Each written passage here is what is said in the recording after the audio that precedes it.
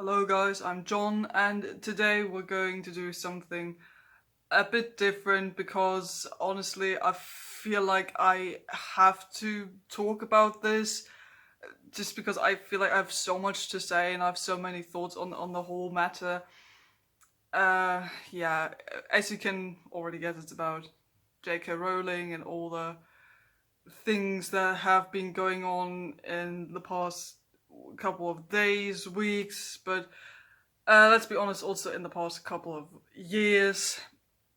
And this is just going to be me rambling about my relationship with her as a person, as an author, her works, Harry Potter, and I'm also going to go through the statement she put out a couple of days ago because it was that statement after I read it that I decided, okay, I just have to say something about that.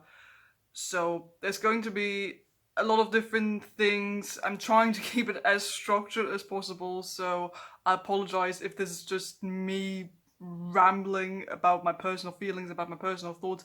But then I guess many of us have all kinds of thoughts on this.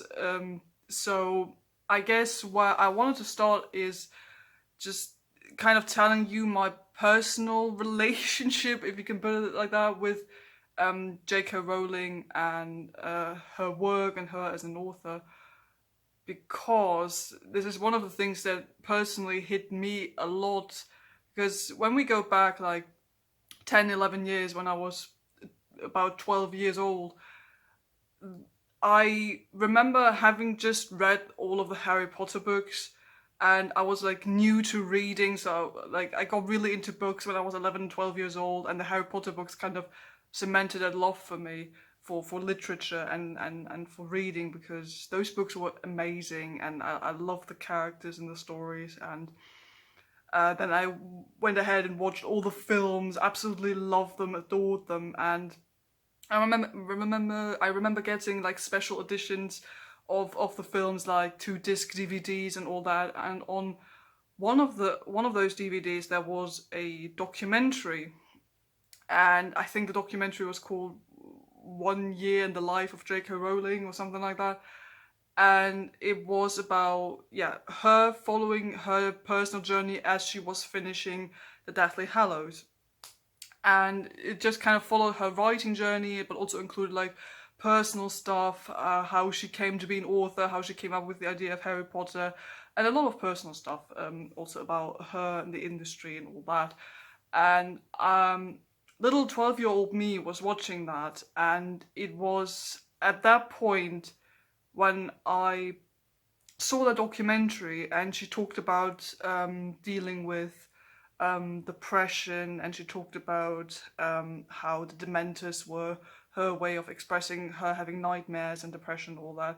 That really, for some reason, connected with me at the time, and it was then that I was sort of, yeah, it was then that I was inspired to become a writer myself. So my thought was, I want to be able to do what that woman did for so many kids and also adults around the world, to create a wonderful story with charismatic characters that just takes the heart of so many people.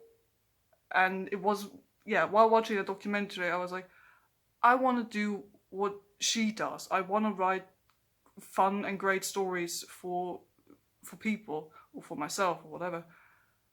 So I started becoming a writer when I was 12 years old, and I started writing my first fantasy novel, which I went on to write for like 8 years, and I'm still a writer now. I've not a published one, mind you, but it's one of my, like, it's a hobby I'm really passionate about. And at this point, I finished writing multiple novels and short stories and poems and all that, and it's just a bit hard for me right now to square that the woman who inspired me to become a writer, who inspired one of my greatest passions in my life.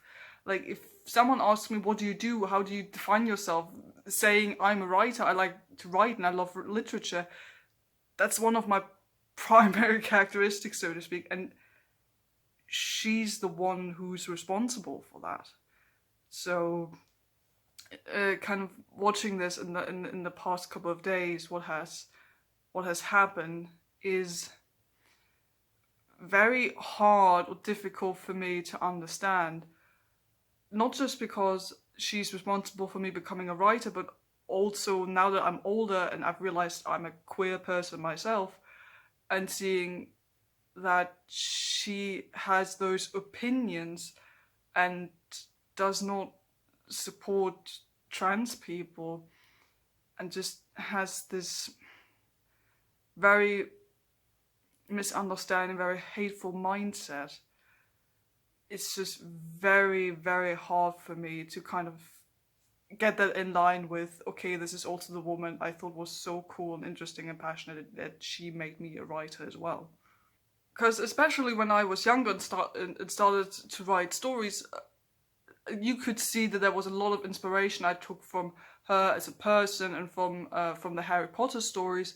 Like, weird example, but I remember giving that my main character in the first big fantasy novel I wrote had the same birthday as my favorite Harry Potter character, because I felt like I wanted that connection there, because I love that character and I love that story. I just wanted that to be a connection, and I would look to, if whenever I faced troubles or didn't know how to do certain things, which, you know, imagine being a 12-year-old writer.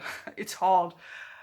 I would always kind of look to the Harry Potter books for support, or I would find ideas there or inspiration, because I was just a gateway for me to get into literature, especially also reading literature, which brings me to how, like, I have connected with Harry Potter over the years, which is also why I'm shooting this here in front of my bed, because we got that pretty poster here.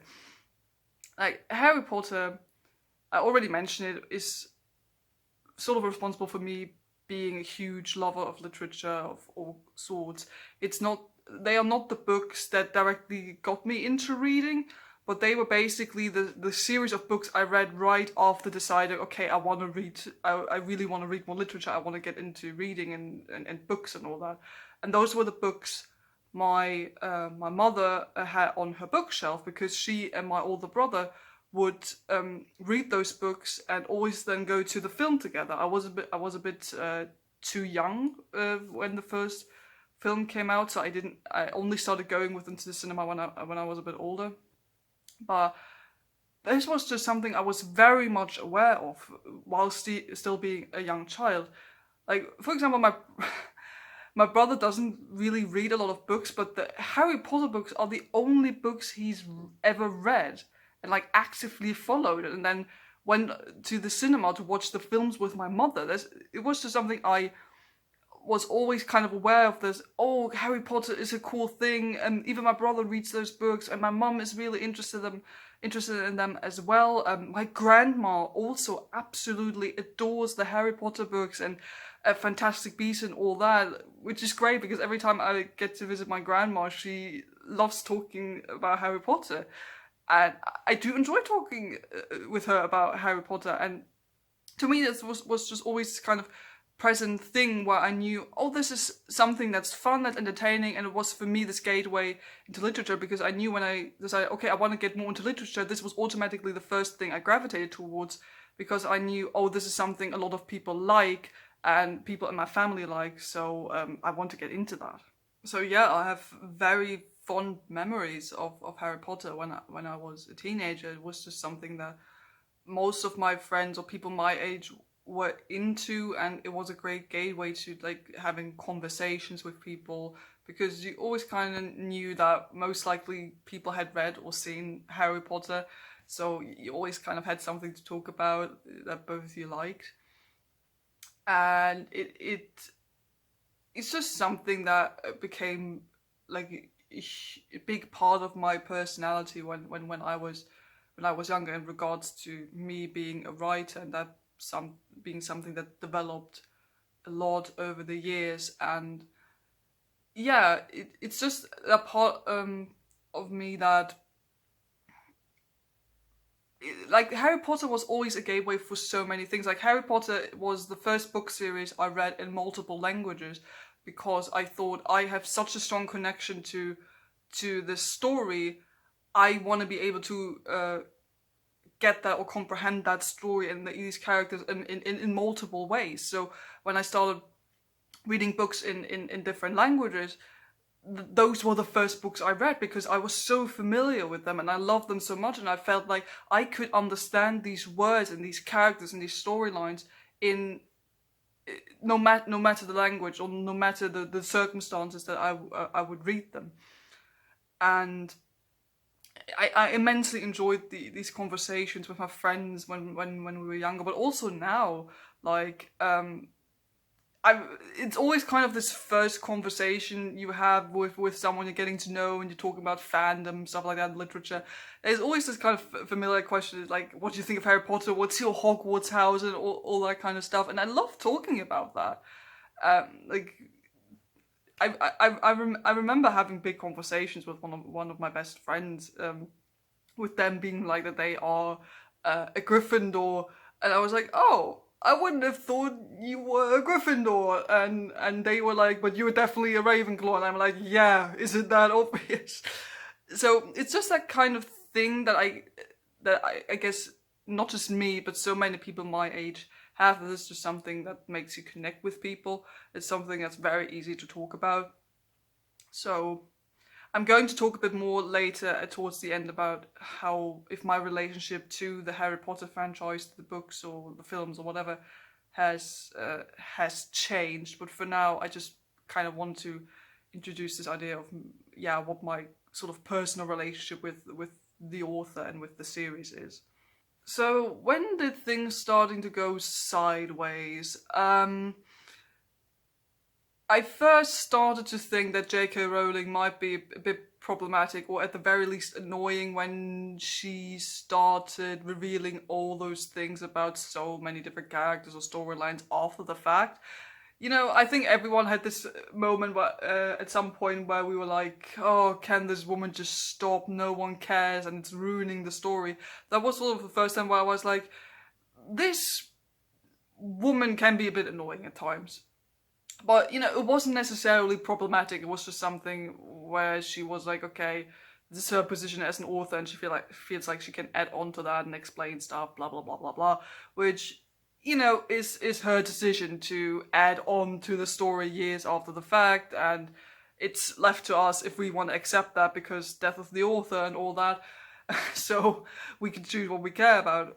And to link this to more current issues regarding the LGBTQ plus community is, and I assume we all know it, the whole Dumbledore issue. The first time I heard about this, when it was revealed back then that she said Dumbledore was gay, I thought that was cool. I was like, oh cool, one of the most interesting and powerful characters in the Harry Potter story is gay. That's fantastic, that's interesting, I love that. And it didn't really bother me that you don't really have it in the book, because it's not really the focus of the book. And I know that there are people arguing, if you like read between the lines, you can definitely see in the last book that there was something going on between Dumbledore and Grindelwald and blah blah blah blah blah. We're not here to talk about that. It's just, you know, when I read the books as a teenager, I was like, I didn't really see anything there. But when I've learned about this, about Dumbledore being gay after the fact, I was like, oh, that's cool, that's interesting, and adds sort of an extra layer to his character.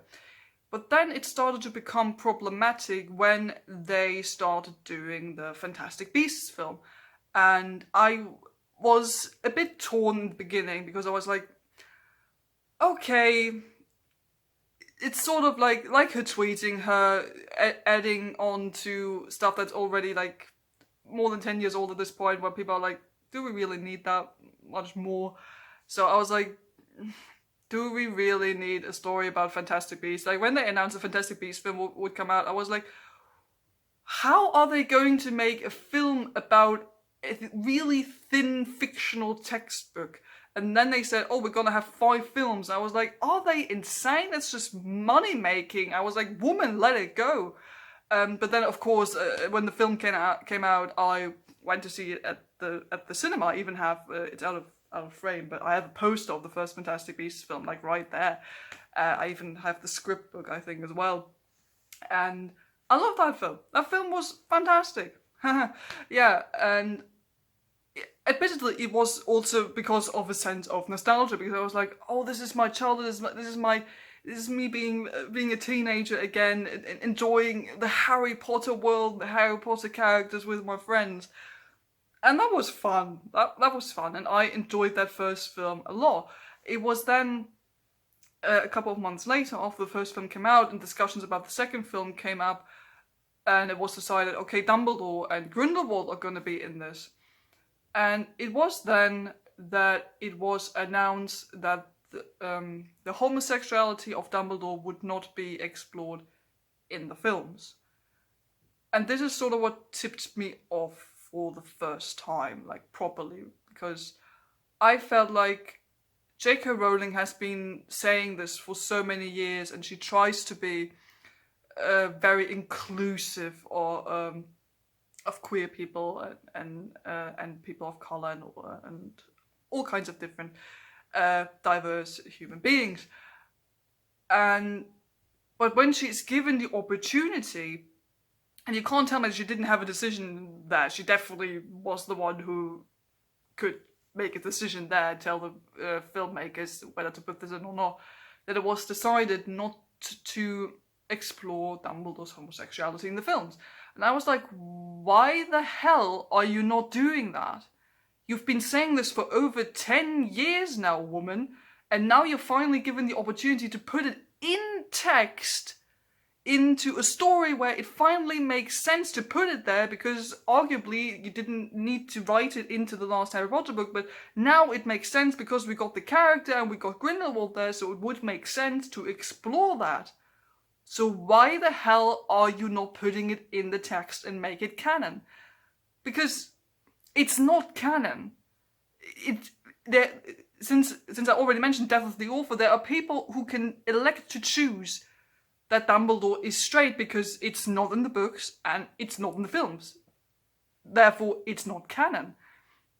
So when they decided and said that's not going to be in there, I was angry because I felt disappointed and sort of betrayed to a certain degree, because I was excited. I thought, oh cool, we're finally going to get like a canon on-screen queer representation of a Harry Potter character, and it's going to be Dumbledore. Like, imagine how amazing that would have been for people my age, but people also younger than me, to see like a Harry Potter character who's queer. And they were like, no, we're not going to do that. And J.K. Rowling defended that decision and all that, and that was the first time I was like, something is wrong, because why would you have a problem with putting that in there? So yeah, that didn't go down well. I was disappointed and I felt sad about it. But again, at the same time, I have to call out my own sort of hypocrisy, because I went and saw that film at the cinema. And I went in there with excitement. And again, I was sort of captured by the nostalgia and everything, also because I liked the first film a lot, so I was very positive about it, enthusiastic, even though I knew that this was a problematic issue. And I even kind of thought that they sort of kind of put it in there when you have this whole scene where Dumbledore says we were more than brothers. And I remember sitting in the cinema watching the film, and you had that scene where the one character says to Dumbledore, you were as close as brothers. And Dumbledore says, no, we were closer than brothers. And I remember, including myself, almost the entire cinema behind me kind of, like, sort of erupted. Like, was really excited, because they felt like, me included, that this was as close as we're gonna get to the film admitting that Dumbledore is gay. And if this is the closest we're gonna get and people are still excited about it, I don't know. It's just because I myself should keep in mind that this is as good as it's gonna get. And even that wasn't a confirmation. This is just saying we were closer than brothers. Like, what the hell does that mean? sure, people could interpret it as him being gay and having a crush on the man, but it could also just be like, oh, we were like really good, close friends. Because, you know, there are always going to be those people that are like, it's straight, it could never ever be gay, it's definitely straight. So it bothers me even more that they sort of kind of put this tease in there to maybe satisfy the audience to a certain degree who wanted the canon homosexuality there, but they're still not doing it. And as far as I know, that will also not happen in the future films. I don't know if the backlash, because I know that J.K. Rowling and the producers, makers of the film have gotten a lot of backlash ever since they said we're not gonna explore Dumbledore's homosexuality in this. So, yeah, this was sort of the first time I was like, okay, maybe J.K. Rowling has a bit of a problematic relationship with the LGBTQ plus community. So let's see where else this is going. I'm just looking at my notes here real quick. So I didn't really notice anything regarding J.K. Rowling being like transphobic or anything of the sort until like the whole thing back in December, I think. So I know that there has been sort of a run up to this whole thing. I'm not an expert on it. There are a lot more videos about this that cover this in detail, that did a great job. I'm gonna put some of the videos down in the description, some of the links, so you can watch it there. So I know that it sort of started with her liking tweets from people that either were transphobic themselves or belonged to organizations that were transphobic. And I know she also addresses this in her statement. I'm gonna take a look at the statement later. And I think the excuse there was that she liked something by accident, which, you know, at first I was like, I'm sort of willing to give her the benefit of the doubt, but also now after reading the statement, I'm like, not so much anymore, really. So, and I think that happened like a couple of times. Then she started following someone, I don't know if it was on Twitter or on Instagram, she started following someone who was very openly transphobic, and I don't know even if she like called herself a TERF or something like that. And I'm not going to talk about that person also because I think they had cancer and have died since then. So that's not really something I want to get into. But yeah, J.K. Rowling, I openly followed her and all that. I think she also explained why she did all that in her statement. We're going to talk about that. When all that happened, I didn't really pay any attention to it because it didn't really come across me on the internet or something. I just didn't really know that was something that was happening. And yeah, it was not until I think it was like past December when she was defending a woman who made some very transphobic arguments and exclamations and regarding like sex and gender and blah blah blah blah blah. And J.K. Rowling like very openly tweeted her support of that woman, like with hashtag and everything. So it was not just like her, it was like her personally on her Twitter. It was not like something was tweeting that in her name. It was like her personally with hashtags and everything, supporting that woman. And I remember looking sort of into that at the time, reading what that woman had said, and I was like, there is no arguing about it. What she said was very, very insulting and very transphobic. That was a fact. Again, I can't lay out all the details. Read up on that. There are also, again, videos that explain it a bit better than me. But yeah, this was like the proper first time for me that I noticed, okay, JK, we're having a problem here. And the problem is you more and more showing that while saying you are a feminist, you very clearly have a problem with trans women. And this was sort of, I guess, when I realized the woman is not just annoying to me anymore because she's adding information to stuff I don't need, but that she's very openly problematic because she makes claims and utterances that are hurtful to people like me and to so many others. And that was when I started feeling, okay, I really can't support that woman anymore. And like, I sort of knew it was bad because I always kind of heard about her doing that kind of stuff in the background, but I never knew it was that bad. You know what I mean? And now, looking at what happened now, and after having read her statement, I know how bad it actually is, and I've come to the point where I'm very clearly 100% there, where I have to say this woman is not good. She's hurtful. She is transphobic, and it's just kind of it's a bit weird because I have this very personal history, as weird as it sounds, with her as a person. So it's kind of weird now realizing that not only was she annoying, but she is problematic, and she has something against the community I'm part of. And it's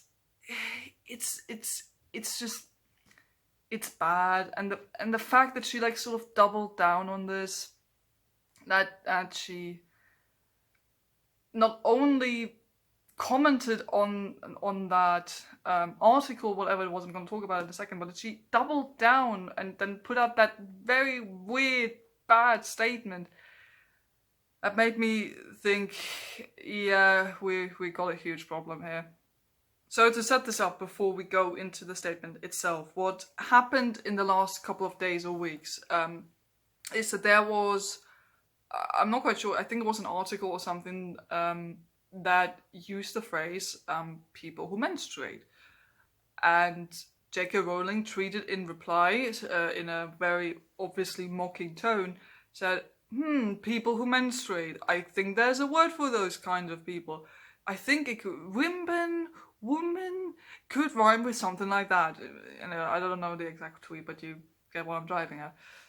And it was very, very clearly hurtful and mocking towards the trans community, because it's not just women who menstruate, which is why the phrase was there, people who menstruate, because that it's a phrase that includes all kinds of people regardless of biology, sex, gender, or whatever. And the thing is, J.K. Rowling didn't get that. It would have been, it was already bad enough that she made that very hurtful and inappropriate tweet, but then refused to accept that she did something wrong, which you're also gonna see in her statement. And I just want to say at this point, also because she talks about that in her statement, that I obviously do not agree with those people that really went after her and called her bad names and hate tweeted at her and sent her hate stuff. I don't like what those people did. I condone that. I don't think that's a good idea. It doesn't help anyone, especially if it's a discussion like this that's always been very heated, sort of. So I don't think it's a good idea to come at her with very strong language. But I also know that there have been people who in a very friendly and polite way tweeted at her and tried to tell her hey JK, listen, what you said was not good because of that and that reason, and this is what the article was trying to say. So there were people that were trying to be helpful and to be polite and to explain to her what she was doing wrong. But like, yeah, in general, she got a lot of backlash for that, for good reasons, as we're gonna see. And like a couple of days ago, I think on 10th of June, she put out a statement on her personal website where she explains her position on the issue, what's been going on in the past when she was accused of being transphobic, and yeah, like I've read this article for the first time yesterday, and I was really really angry while reading it. But it was also that statement where when I decided I kind of feel like I need to talk about this, because there are just some issues and opinions in there that I feel like need to be addressed for J.K. Rowling's sake, but also for like generality's sake.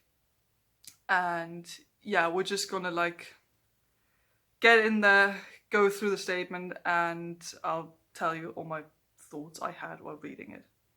Okay, so this is the statement JK put out a couple of days ago. I just thought we're gonna go through it. I'm gonna tell you some of my thoughts I had while reading it. Again, no real structure to this. We're just gonna see what happens while we read it.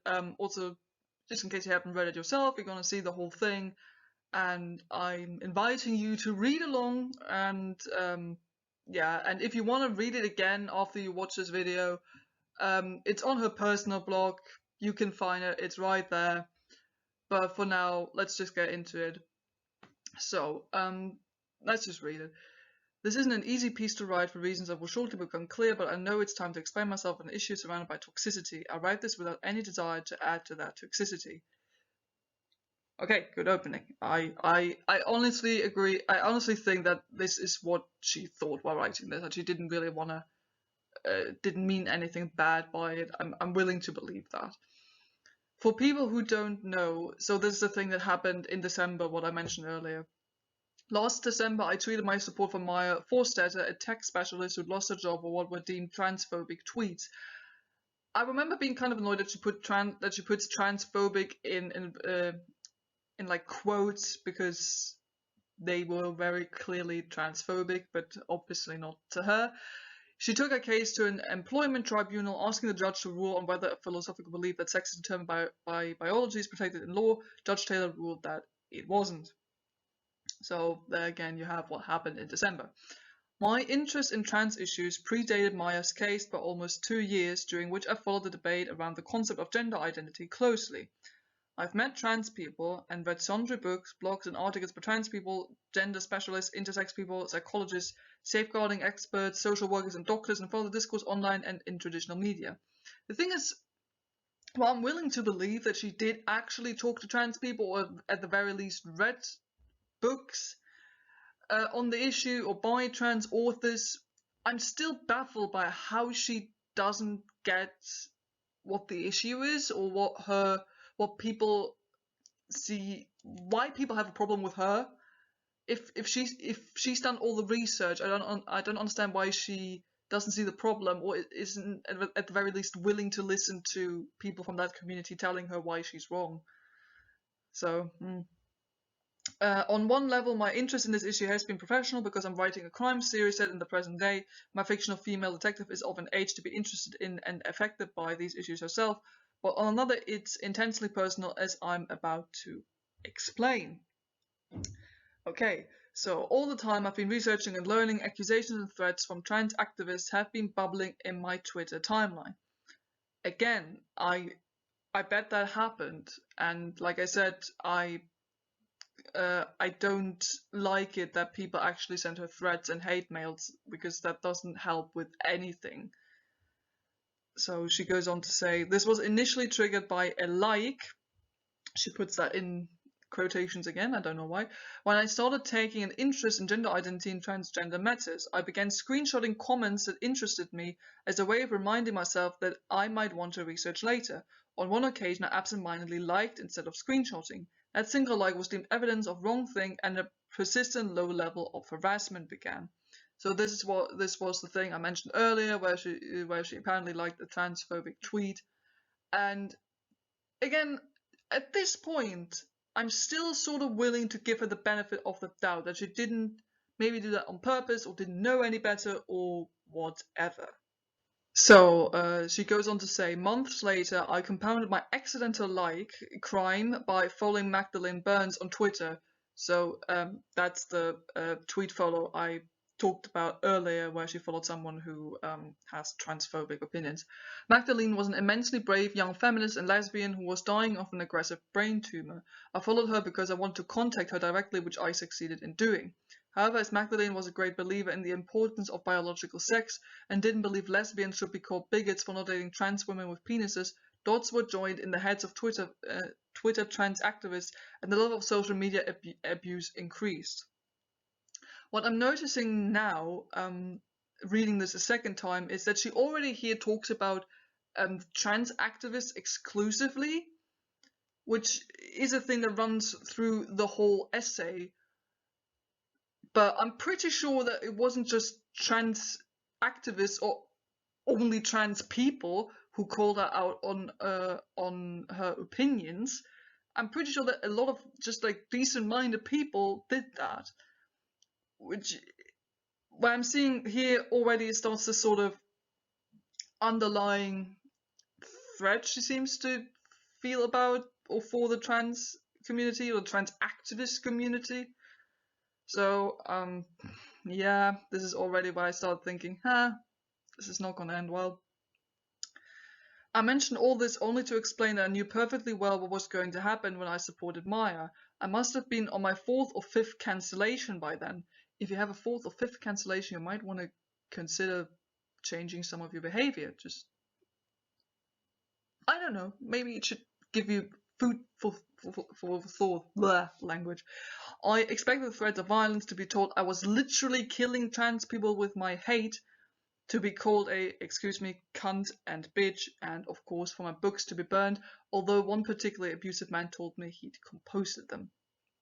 Which is, again, I do believe that she was called those awful words, which is not good. Obviously this is not good, this kind of language is not constructive and it's not helping anyone.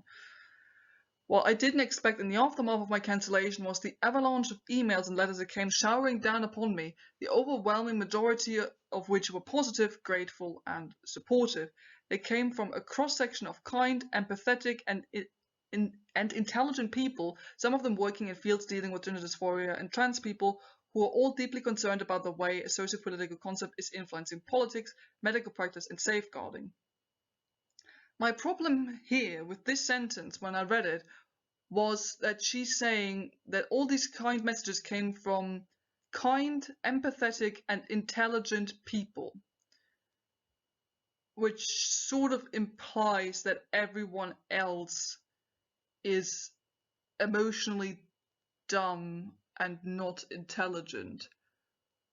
Which, you know, it sort of sounds like, okay, everyone else who was telling her that what she was doing was wrong, and that literally everyone who told her that she was being transphobic is not an intelligent and empathetic person. Which, again, is sort of this underlying threat thing she has going on with the people who opposed her opinions. So, yeah, not that good. Let's read on. They're worried about the dangers to young people, gay people, and about the erosion of women's and girls' rights. Above all, they're worried about a climate of fear that serves nobody, least of all trans youth. Well, here again, I'm sort of concerned about the fact that in all of her listings, which she also does again later, she says young people, gay people, and women and girls, but not trans people. She does mention least of all trans youth, yeah, but like sort of in where whenever she talks about the dangers towards young people, she always says like, yeah, women and girls and gay people, but she never includes anyone else. especially not the trans community. And I'm not saying that it's not important to support women and girls and gay people. Of course, that's just as important. Of course it is. It's just that she very subtly excludes trans people in her narrative. I'd stepped back from Twitter for many months, both before and after tweeting support for Maya, because I knew it was doing nothing good for my mental health. I only returned because I wanted to share a free children's book during the pandemic. Immediately, activists who clearly believe themselves to be good, kind, and progressive people swarmed back into my timeline, assuming a right to police my speech, accused me of hatred, called me misogynistic slurs, and above all, as every woman involved in this debate will know, TERF. So again, I'm believing when she says that this happened. The internet is an awful place. That's just it. And activists who clearly believe themselves to be good, kind, and progressive people is, I'm not quite sure how she wants that to come across, but for me it sounds a bit like a tiny bit condescending, where she's like, oh, those activists who believe themselves to be good people and progressive, but they're clearly not, because apparently all activists and all trans activists sent me awful messages. It's arguable, but you know, again, it's not good that she was called misogynistic slurs. That's obviously not good. I'm also very careful with the word TERF, which, if you don't know, it stands for, I think, trans exclusive radical feminism. So feminism that does not include trans women, because they don't feel like trans women are women. And I know that word has been thrown around a lot in regards to this whole J.K. Rowling issue. I'm sort of trying to be careful with that word, especially because it is also, like she says, often thrown around as an insult and as a very mean term. So I'm just sort of trying to be careful about that. So yeah, she goes on to explain the word TERF, what it means, and says, in practice, a huge and diverse cross-section of women are currently being called TERFs, and the vast majority have never been radical feminists, which I don't know. I have no idea if that's true. Examples of so-called TERFs range from the mother of a gay child who was afraid their child wanted to transition to escape homophobic bullying, to a hitherto totally unfeminist old lady who's vowed never to visit Marks and Spencer again because they're allowing any man who says they identify as a woman into the women's changing rooms.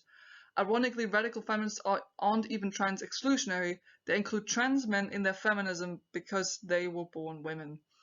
Okay, there's a lot to unpack here.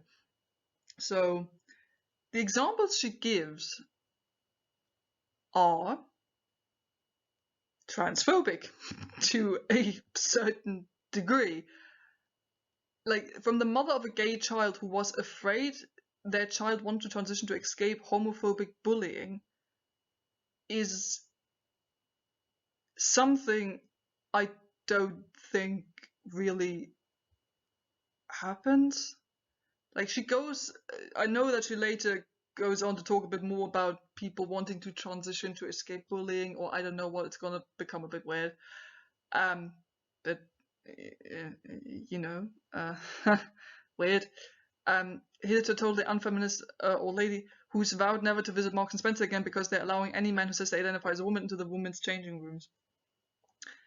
I'm pretty sure that if a man, as you call it, is shopping clothes in the women's section and goes into the changing rooms there, it's either, in most cases, probably not a man, and on the other hand, it's probably none of your business, because people can buy clothes as they like from whichever department they choose, because let's be honest, if a woman wants to buy stuff from the men's section, that shouldn't really be a problem. Also, not the other way around. It's just clothes. It's just clothes, goddammit. Like, how is that a problem? And then the last sentence where she says, they are not trans exclusionary, they include trans men in their feminism because they were born women, which is a transphobic issue, because trans men are not women.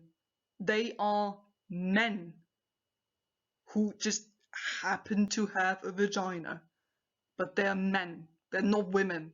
That's the whole point, which is why TERFs are problematic.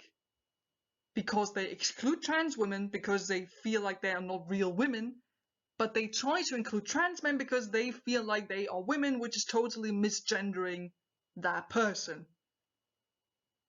Does she really not see the issue there? Because it is an issue. So, okay, let's move on. But accusations of turfery have been sufficient to intimidate many people, institutions, and organizations I once admired, who are cowering before the tactics of the playground. They call us transphobic. They'll say I hate trans people. What next? They'll say you've got fleas? No. If you treat trans people like normal people who have valid identity, no one's gonna call you transphobic. Just don't be discriminating, and then no one will call you transphobic. That's it. Just don't be a twat. Speaking as a biological woman, a lot of people in position of power really need to grow a pair, which is doubtless literally possible according to the kind of people who argue they can't prove humans aren't a dimorphic species. This sounds... I can't really say why, but it sounds so demeaning. Honestly, because she just kind of shoves it in there as a passive-aggressive addition in order to make her point. Like, she's like, they should grow a pair, which, by the way, is totally possible because trans stuff. And I'm like, woman, what's wrong with you? What's with the passive-aggressive transphobic language? I mean, at this point, it's probably not surprising, but there are many instances in this statement where she like just passive aggressively makes slight comments or additions where I'm thinking, why is this in here? Why? What's wrong with you? So why am I doing this? Why speak up? Why not quietly do my research and keep my head down? Good question, woman. Why don't you just do it? Which sounded a bit mean, sorry. Well, I've got 5 reasons for being worried about the new trans activism and deciding I need to speak up. The new trans activism, which I again think is an interesting term. It's not that the new trans activists are all against you, JK. It's that all kinds of people are against you because you made transphobic opinions known about yourself. So this is not the new trans activism community, and it's not just trans people, it's just normal, decent people who wanted to call you out on your bullshit. But let's see what her reasons are. Which I also partly think are very weird why she puts them in there. Like, what does it have to do with anything? But we'll see. Let's just move on. Firstly, I have a charitable trust that focuses on alleviating social deprivation in Scotland with a particular emphasis on women and children. Which, honestly, great. It's good. Among other things, my trust supports projects for female prisoners and for survivors of domestic and sexual abuse. Also good. That stuff is important. I also fund medical research into MS, a disease that behaves very differently in men and women. It's been clear to me for a while that the new trans activism is having, or is likely to have, if all the demands are met, a significant impact on many of the causes I support because it's pushing to erode the legal definition of sex and replace it with gender. I mean, not really. We just want you to know that a trans identity is a valid identity, and what goes on between a trans person and a doctor and when they're ill or need an examination is none of your business, and I think very much dependent on the person and the case you have. Like, the second reason is that I'm an ex-teacher and the founder of a children's charity, which gives me an interest in both education and safeguarding. Like many others, I have deep concerns about the effect the trans rights movement is having on both. Which I find, again, slightly worrying because it sounds like she thinks the trans rights movement might have a really bad influence on children, which is not true. Like, all anyone ever wants to do in that community, or in the queer community in general, is to educate people, to let them know that those people exist, that they are valid and that they shouldn't be discriminated against.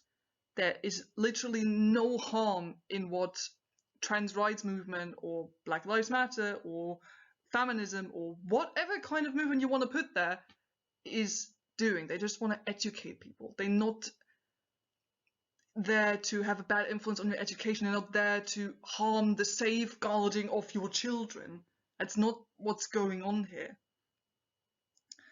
Okay, third point. The third is that as a much banned author, I'm interested in freedom of speech and have publicly defended it, even onto Donald Trump, which is great. I think absolutely everyone should speak out against Donald Trump because that man is a wanker.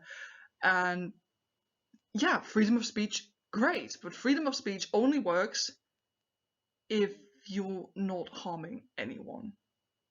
So the fourth is where things start to get truly personal. I'm concerned about the huge explosion in young women wishing to transition, and also about the increasing numbers who seem to be detransitioning, returning to their original sex, because they regret taking steps that have, in some cases, altered their bodies irrevocably and taken away their fertility. Some say they decided to transition after realizing they were same-sex attracted, and the transitioning was partly driven by homophobia, either in society or in their families. I would like to make the point that how true is that? Like, honestly, I know that detransitioning is a thing, but I'm pretty sure that only occurs in like maybe 1% of cases, if even. And I'm sure those people have very legitimate reasons for doing that, and I don't want to judge them. But she's like, oh, there's an increasing number of people who suddenly choose to transition for reasons that I honestly feel like are not really usually reasons why people want to transition. And also, this is where we see for the first time that she seems to be thinking transitioning specifically only refers to taking hormones and having a gender assignment surgery. This is going to come up again later, I think, because it kind of bothered me that she was like, that she seems to think that transitioning is only doing the biological and medical thing, which is not for many people. It's also social transitioning. There are many people who don't want to transition medically or have surgery or whatever. And some say they decided to transition after realizing they were same-sex attracted. The transitioning was partly driven by homophobia, either in society or in their families.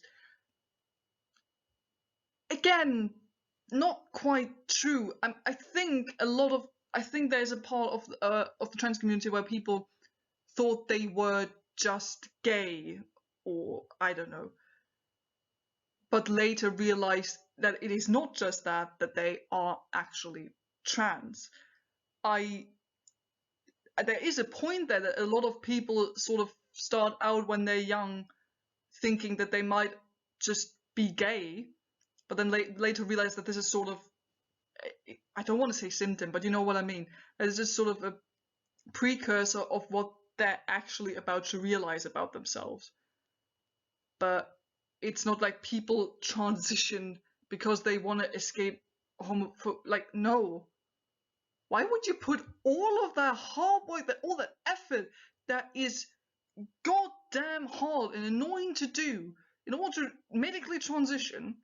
Why would you put all of that on you? Why would you want to do that voluntarily in order to escape homophobia?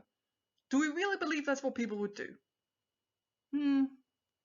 Most people probably aren't aware, I certainly wasn't until I started researching this issue properly, that 10 years ago the majority of people wanting to transition to the opposite sex were male. That ratio has now reversed. The UK has experienced a 4,400% increase in girls being referred for transitioning treatment. Autistic girls are hugely overrepresented in their numbers. I'm wondering why she is putting autistic girls in there, like what that has to do with, but yeah. I honestly don't know if anything she's saying here is true, how much research she did on that, and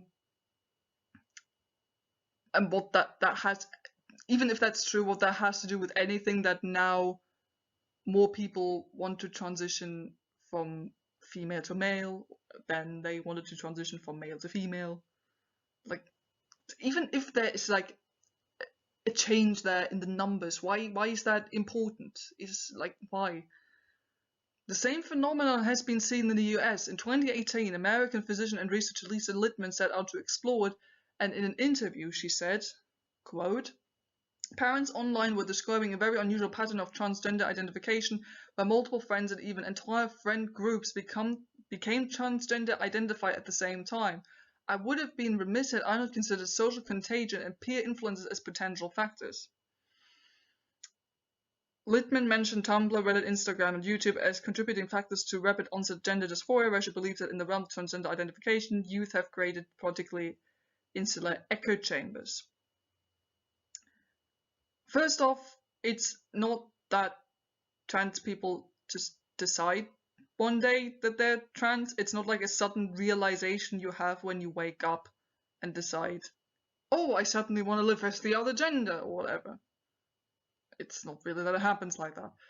And this sort of infectious language she uses here in that quote, that she decides to quote that, where it sounds like the trans people are infecting everyone, making the other people around them trans, which was already a horrible argument regarding the gay community, which is not a thing. We're not here to like change anyone. No one in the queer community is there to make other people queer.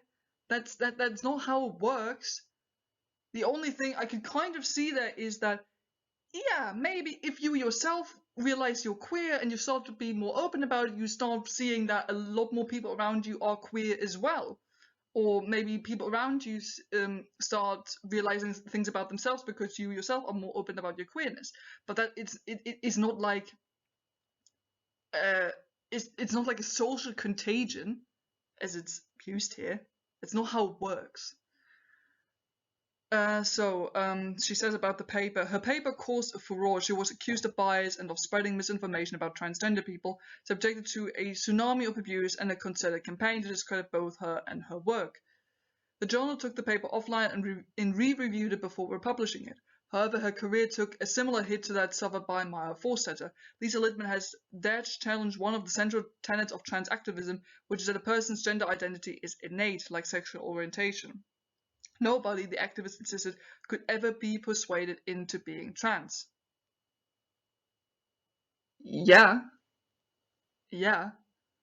And again, sort of the vibe of this last sentence is again sort of this ever so slightly mocking or demeaning tone of voice, which goes through the whole paper or essay or statement or whatever. It's just so infuriating.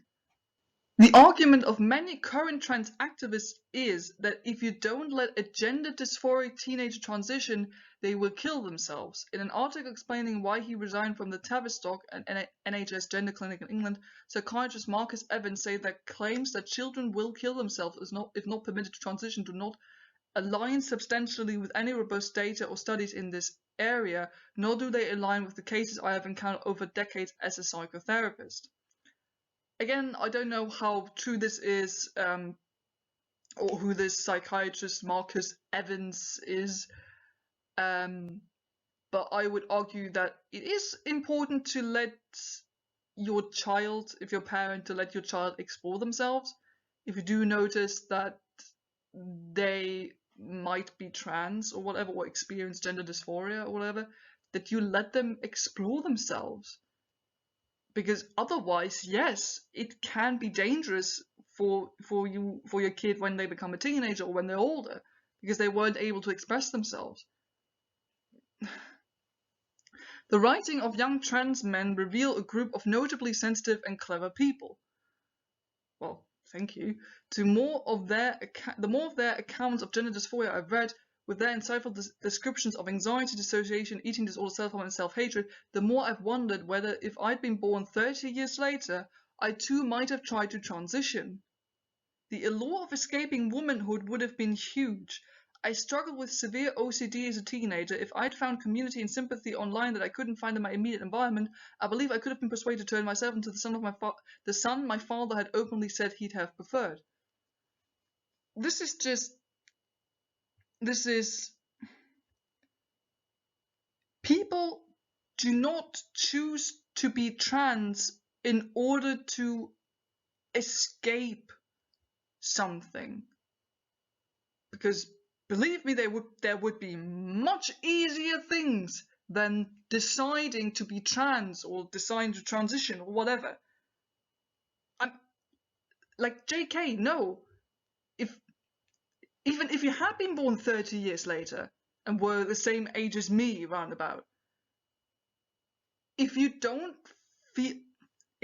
feel like the gender you were assigned at birth matches the gender you feel as, you're still cis. That doesn't change even if you were born later. And I'm pretty sure you wouldn't have just said, oh, let me just live as a man and let me take hormones so I can be a guy so I don't have to face womanhood.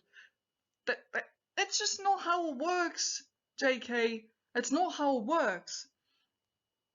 And yes, it's true that anxiety is associated with eating disorder, self-harm, self-hatred, blah, blah, blah. That is part of many trans people's lives. Yes, that's true. But also of just like every other teenager out there or so many other people out there. And it's not necessarily something that goes together. It's not like I suddenly develop anxiety or depression because I am trans. Admittedly, something it goes together, but because we live in a society where trans people are not fully accepted and where it is difficult for them and where it is understandable if they have something like anxiety or whatever. That is totally understandable. It's just that there's so much in this statement. There's just so much wrong with this. Okay, but let's move on. When I read about the theory of gender identity, I remember how mentally sexless I felt in youth. I remember Colette's description of herself as a mental hermaphrodite and Simone de Beauvoir's words, "It is perfectly natural for the future woman to feel indignant at the limitations posed upon her by her sex. The real question is not why she should reject them. The problem is rather to understand why she accepts them." Which, okay, yeah, is a thing. And if you read that, JK, and connected with that, good for you. As I didn't have a realistic possibility of becoming a man back in the 1980s, it's not like that it wasn't possible. Like one of the earliest gender reassignment surgery thingies happened in the 20s. It's not like it would have been entirely possible. Just saying as a little info. It had me books and music got me through both my mental health issues and the sexualized scrutiny and judgment that sets so many girls to war against their bodies in their teens. Fortunately for me, I found my own sense of otherness, and my ambivalence about being a woman reflected in the work of female writers and musicians who reassured me that, in spite of everything a sexist world tries to throw at the female body, it's fine not to feel pink, frilly, and compliant inside your own head. It's okay to feel confused, dark, both sexual and non-sexual, unsure of what or who you are. Excuse me. Yeah, I mean, I think it's not really that much different for women out there. I'm really not in a position to say that. But again, it's like if I didn't have a realistic possibility of becoming a man, it's not that becoming a man is a solution to your problems. Not really. I want to be very clear here. I know transition will be a solution for some gender dysphoric people, although I'm also aware through extensive research that studies have consistently shown that between 60 to 90% of gender dysphoric teens will grow out of their dysphoria. I am not sure if that percentage is anywhere near the truth, and I don't want to argue anything that I don't know about, but I would also argue that I know that as a teenager, many of us had sort of this problem where we were like, are we maybe too fat? Are we not pretty? Or something like that. which, you know, it's more like, it's slightly different compared to what trans people go through when it comes to gender dysphoria. It's not really and entirely the same. Just kind of trying to point that out. Again and again, I've been told to just meet some trans people. I have, in addition to a few younger people who were all adorable. Well, it's good to know that they were adorable.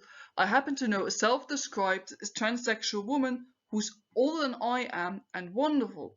Although she's open about her past as a gay man, I've always found it hard to think of her as anything other than a woman, and I believe and certainly hope she's completely happy to have transitioned. Being older, though, she went through a long and rigorous process of evaluation, psychotherapy, and stage transformation. The current explosion of trans activism is urging a removal of almost all the robust systems through which candidates of sex reassignment were once required to pass.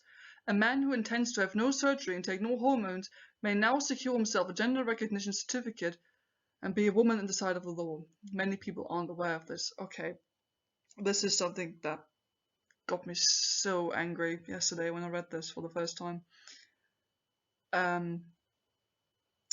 Yeah, trans people have to go through a lot if they want to have their ID changed, if they want to have their name changed, if they want to get therapy, if they want to get hormones, if they want to get surgery. There's so much trans people have to go through, which has often been criticized in many different countries, that it's just too hard or too difficult for trans people to just get there. Like, for example, if like trans people just want to have their correct gender and their name on their ID, why is there in so many countries, why is that so hard to do? Like, you have to go to therapy in order to prove you're trans enough and all that kind of stuff. Even though you just want the right, correct thing on your freaking ID. Yes, that kind of stuff should be less complicated.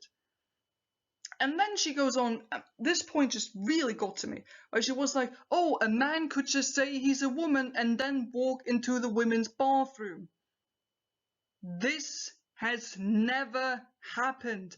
No one does that. No one has ever experienced a man calling himself a woman and walking into the women's bathroom and just doing horrible stuff there. This doesn't happen. This has never ever happened, and it's also probably not going to happen. It's not like people just put a stamp on them saying, I'm trans, let me go into that bathroom. That's not how it works. Also because in many countries, you can't just go into that bathroom you want to go into, because countries are transphobic. So you can't just go into the bathroom you want to go into, so this doesn't work. And again, it's this language she uses, and I'm sorry, I'm becoming really angry at this point, where she says, oh, many people aren't aware of this. Did you know that predatory men could just call themselves women and then attack your little girls in the bathroom? Like, what the F, woman? Why are you putting it like this? This does not happen. Also, again, where it's this emphasis on that you need to have surgery or need to be on hormones in order to be a proper trans person. No, it's not true.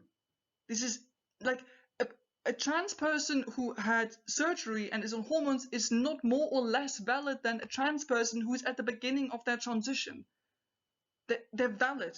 They're all valid. If a person tells you their gender and their preferred pronouns, just go with it.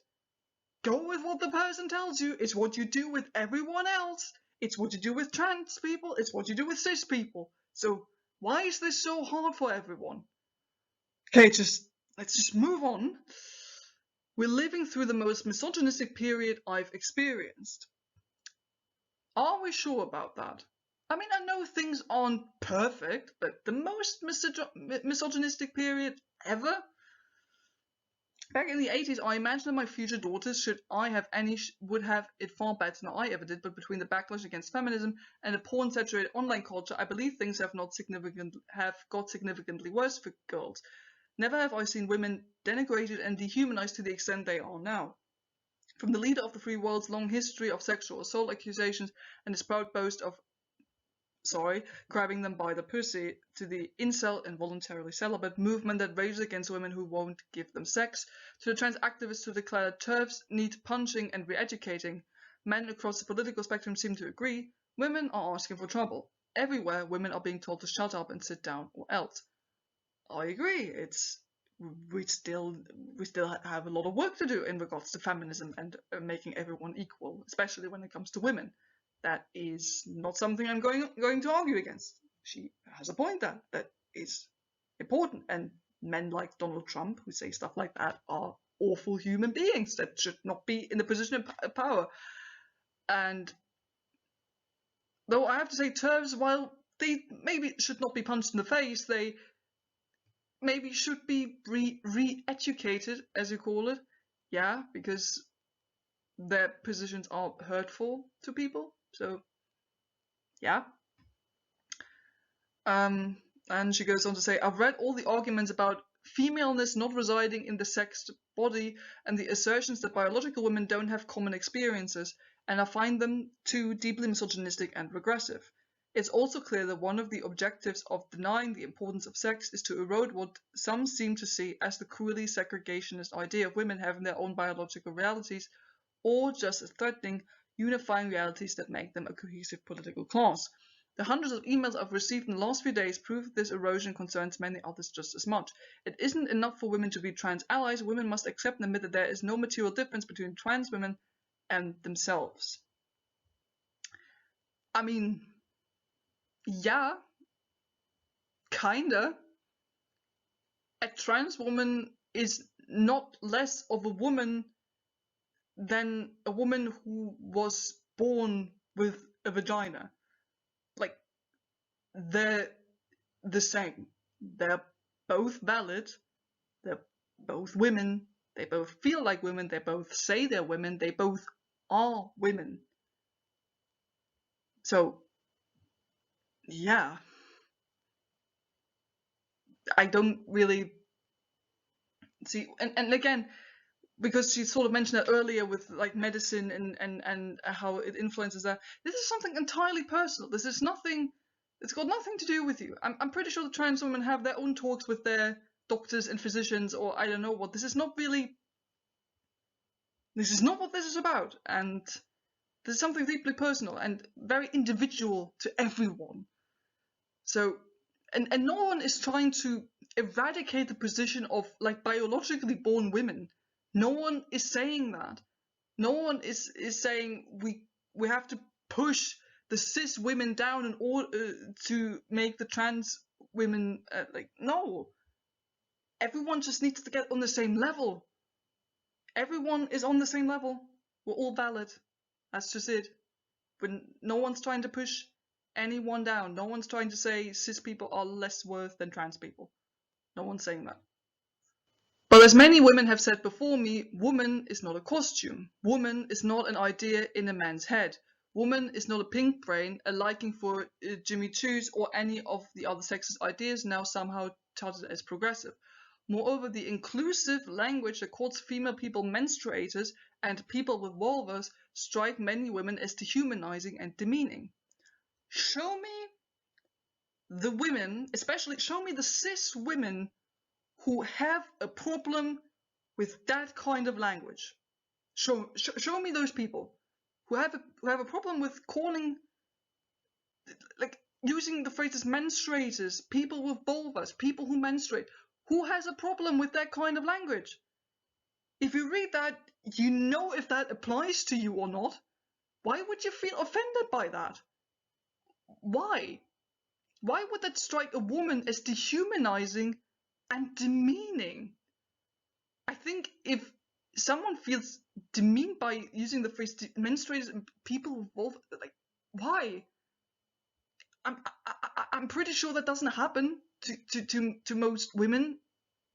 Like, pretty sure that's not how it happens.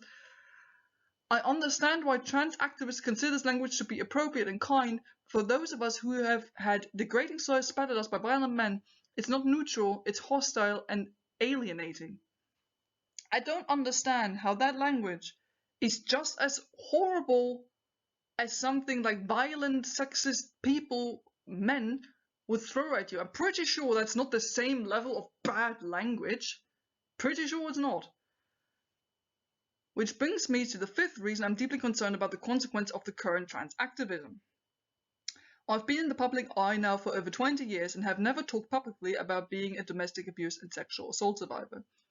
So I have to say here, this is all valid. I know this has happened. I knew this had happened to JK in her past before I read this. I was very much aware of that, and I'm glad she got out of that abusive relationship. I'm glad that she's out of there. And this is not something that I want to diminish or anything. It's not. This isn't because I'm ashamed those things happened to me, but because they're traumatic to revisit and remember. I also feel protective of my daughter from my first marriage. I didn't want to claim sole ownership of a story that belongs to her too. However, a short while ago, I asked her how she'd feel if I were publicly honest about that part of my life, and she encouraged me to go ahead. Which I think is good. I'm mentioning these things now, not in an attempt to garner sympathy, but out of solidarity with the huge numbers of women who have histories like mine, who've been slurred as bigots for having concerns around single-sex spaces. I have to admit, when I read the sentence, I'm not doing this in an attempt to garner sympathy, I thought, aren't you though? Kinda. Like, I know this could maybe sound a bit mean, but like, I didn't really, a part of me didn't understand why she is now talking about her past in being in an abusive relationship and all that in context to her being transphobic. Like, how that has to do with the current issue. Again, I'm not denying that this happened to her, and I feel sorry for her that this happened to her, and I'm glad she got out of there. I'm just having a hard time trying to see why is she bringing this now into the current discussion, if you know what I mean. I managed to escape my first violent marriage with some difficulty, but I'm now married to a truly good and principled man, safe and secure in ways I never in a million years expected to be. However, the scars left by violence and sexual assault don't disappear, no matter how loved you are and no matter how much money you've made. My perennial jumpiness is a family joke, and even I know it's funny, but I pray my daughters never have the same reasons I do for hating sudden loud noises or finding people behind me when I haven't heard them approaching. That's fine. If you could come inside my head and understand what I feel like when I read about trans women dying at the hands of violent men, you'd find solidarity and kinship. And honestly, I believe her. I believe her when she says that. I have a visceral sense of the terror in which those trans women will have spent their last seconds on Earth, because I too have known moments of blind fear when I realized that the only thing keeping me alive was the shaky self-restraint of my attacker. I believe the majority of trans-identified people not only pose zero threat to others, but are vulnerable for all the reasons I've outlined. Trans people need and deserve protection. Correct. So why aren't you behaving like that?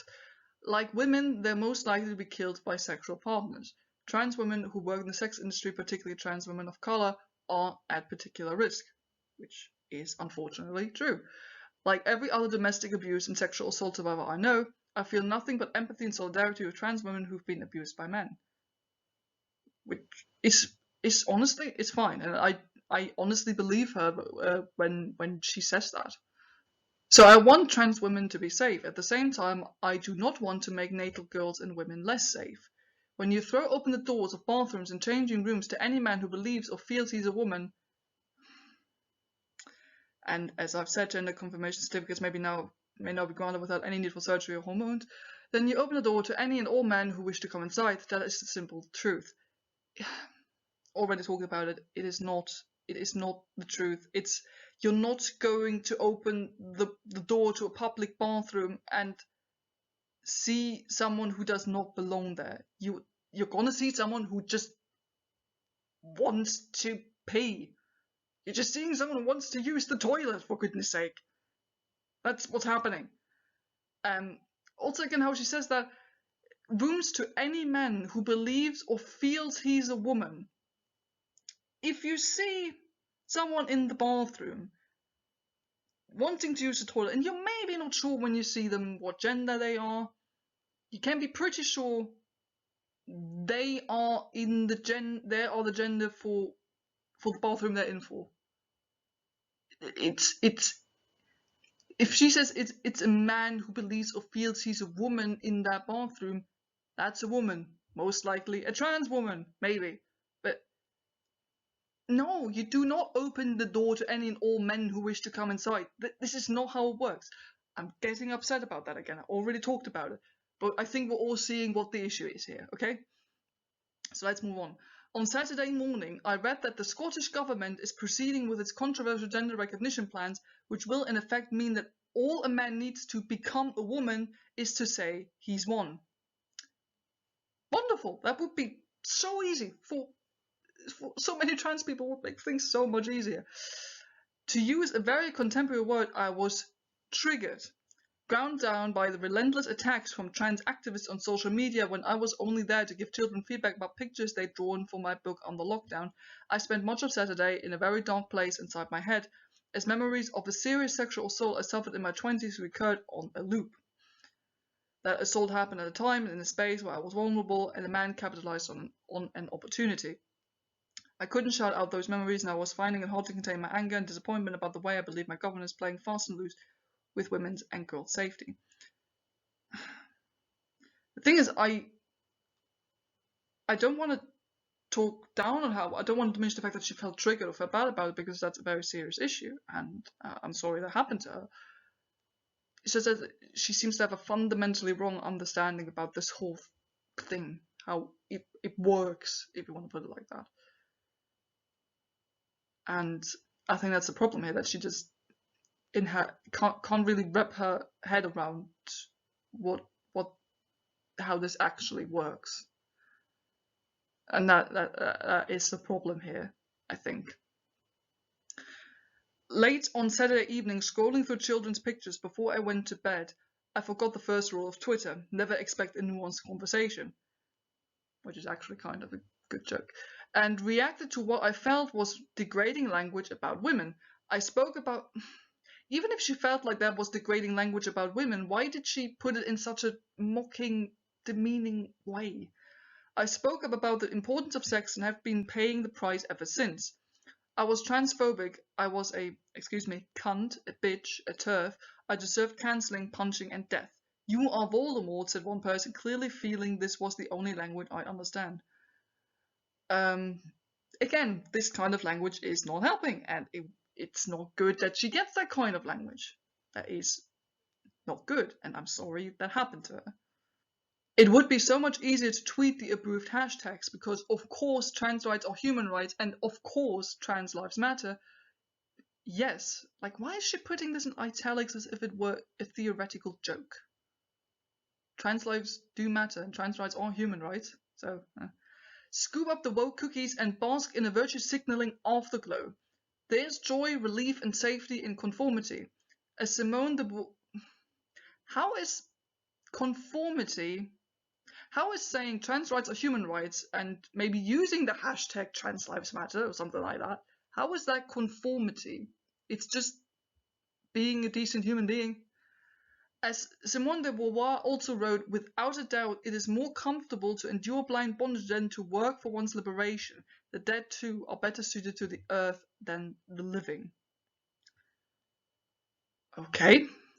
Huge numbers of women are justifiably terrified by the trans activists. No. Show me the huge numbers of women that are terrified by trans people or people demonstrating for trans rights. Show me the huge number of women who are afraid of trans people. Also justifiably terrified. Why justifiably? It's just trans people trying to tell you why you're wrong and trying to educate you. How is that? I know this is because so many have got in touch with me to tell their stories. They're afraid of doxing, of losing their jobs or their livelihoods, and of violence.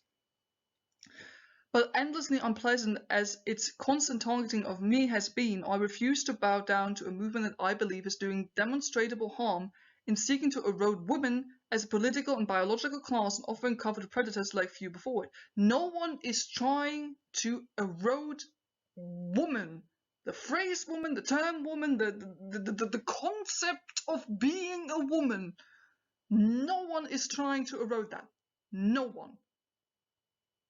People are just trying to tell you that there are different kinds of women, not just the ones who were biologically born with vaginas. And every kind of woman is valid and important and deserves to be listened to. A cis woman just as a trans woman. Or just on the same level.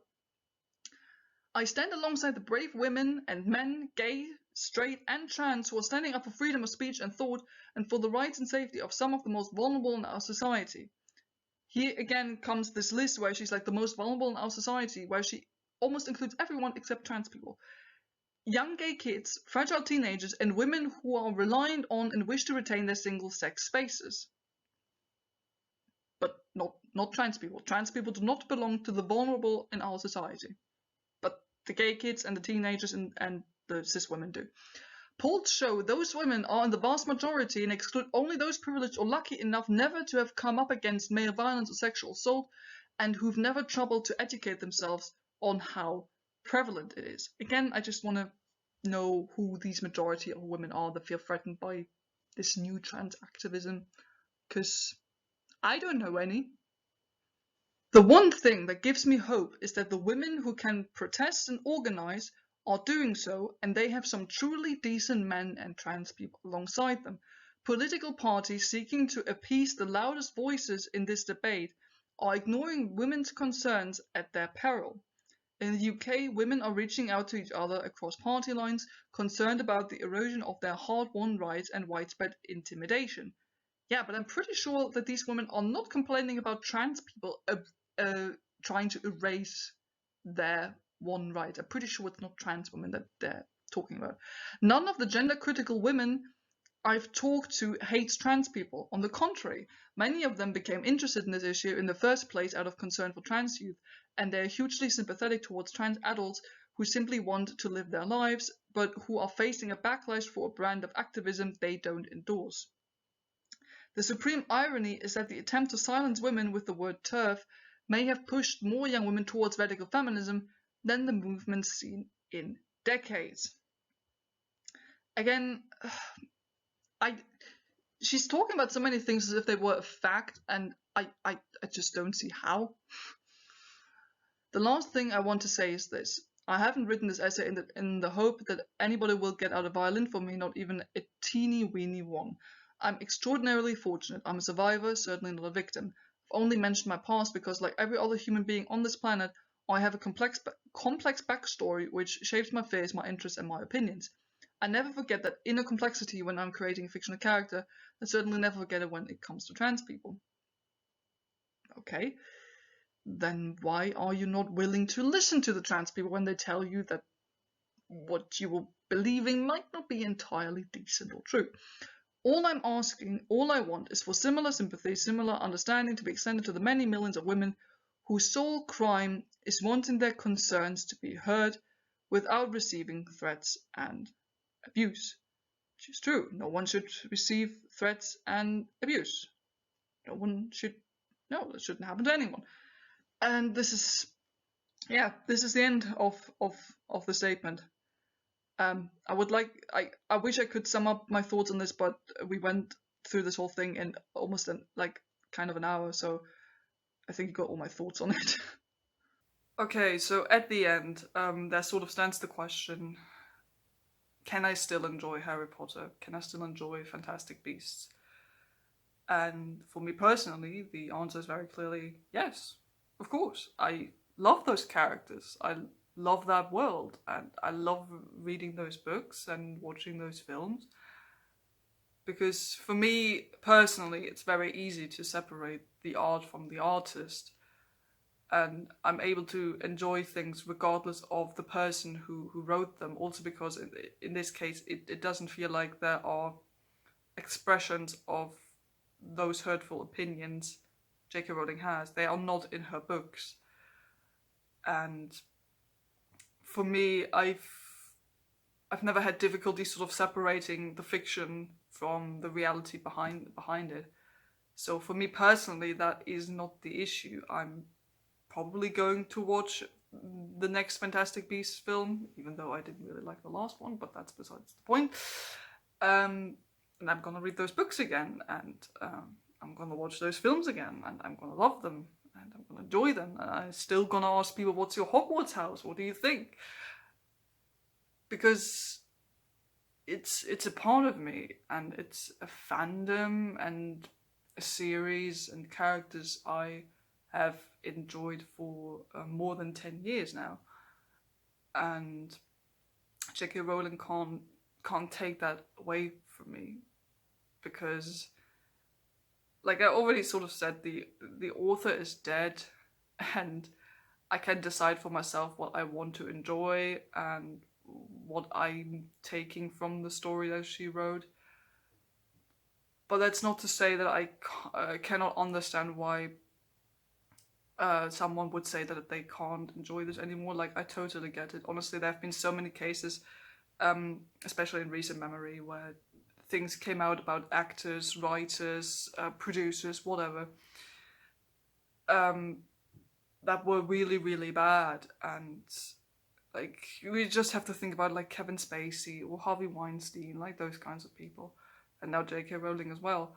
Well, I can totally understand if you say what these people have done is so bad for me, and that it has tainted my enjoyment, that if you see that film with that actor again or read that book from that author again, that you just can't ignore the awful, awful things they've done and said. And believe me, I absolutely understand that. I can totally understand it if you say, I don't want to read those books again, I don't want to see those films again, or that you at least say, I don't want to give money towards her in any way. I absolutely understand that, and I'm not judging you if you have this opinion. Like, I totally understand that. Just for me personally, it's just like, yeah, I'm done with J.K. Rowling, and I'm maybe sort of trying still to pay attention to her, but not like really acting like it's a big surprise anymore. If stuff should happen again, and I'm not gonna follow stuff she does or anything like that, because I just don't care anymore at this point. I'm like, yeah, I love your Harry Potter novels, I'll read them. I gonna watch Fantastic Beasts because I like the characters and I like the actors. I'm not watching it or reading it for her. And yeah, that's sort of it for me. I'm done. I'm there where I'm thinking, okay, J.K. Rowling is an awful person. The writer that has created a big part of my childhood, the writer that has made myself a writer, is an awful person and openly discriminates against people like me. And that's just how it is. I have to accept that, and I'm going to forget about it, as I'm gonna, in the sense of, I'm gonna keep it in mind, of course, that I know this is a thing, but like, I'm just gonna ignore her. And like I said, I'm done with her. I don't feel like I want to deal with her anymore. So that's it from me. All I can say is, don't worry about it. Like, if you felt hurt by what was said by her or anyone else, don't forget you're loved and you're valid. Your existence, your identity is valid.